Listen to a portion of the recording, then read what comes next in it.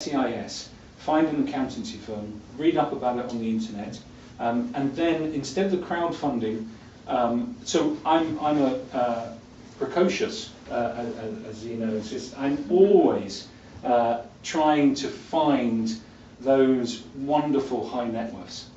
You know, if you find those high net worths, and the guy who put 2/3 of the budget together for Scenes of a Sexual Nature, I'd met 2 years earlier, and he'd given me the business card, and I'd stayed in contact with him, met him now and again or whatever, and I pitched to him a week before we were supposed to be filming, because I realised that I'd got the actors involved, but I still hadn't got any money. It was kind of, you know, it was madness. And he just met the heads of the department. He just sold his company for quite a few million. The timing was perfect, and he was true to his word. 5 days later, the cheque was in the bank, and it was just that simple. A lawyer drew up a really simple debt finance contract, and bang, the money was there. So, you know, it's not, with the networking and trying to find the people who's going to invest in your film, it doesn't start once the script is finished or whatever. Every single time you go somewhere, just grab someone's card. Just grab the card and stay in contact, because there could be the person who's going to invest in your film, or they could be the person who knows people who's going to invest in your film. So it's a constant looking at yourself as a small business rather than an artist on the high seas without a paddle. Right. Yes. I was going to say things were. I mean, I'm no expert on it, but the thing is, it's not a film fund, is it? It's for any kind of investment, of which film obviously is an investment opportunity. So if you're looking for information about it, it isn't a film creation. If we were doing widgets, we'd be going for this investment fund and trying to get high net worth individuals, wouldn't we? Yes. So in the same way. You say for widgets? Yeah, if we were going to do any business, if we're going to make chip shop, if we're a fish and chip shop, curtain manufacturer, whatever, we'd go and use the same scheme. Yeah, the big one for a long time until they cut subsidies with solar panels.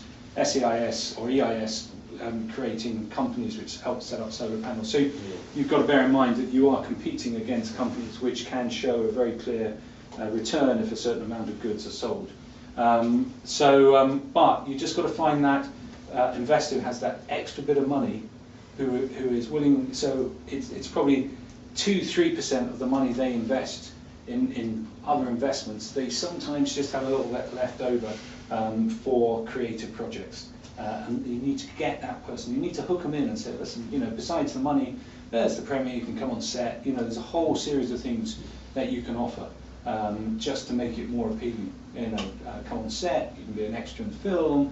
You can come into the edit suite, you can come to the premiere, all of that. And sometimes that's combined with a sensible business plan, can just, you know, knock them over the edge and put them in.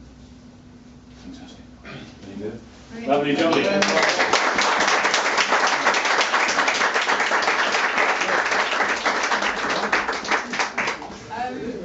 So we've still got half an hour here, which is fantastic.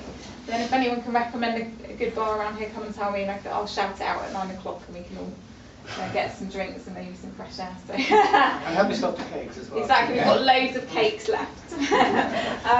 So yeah, just try and move the chairs subtly to the side and continue enjoying networking.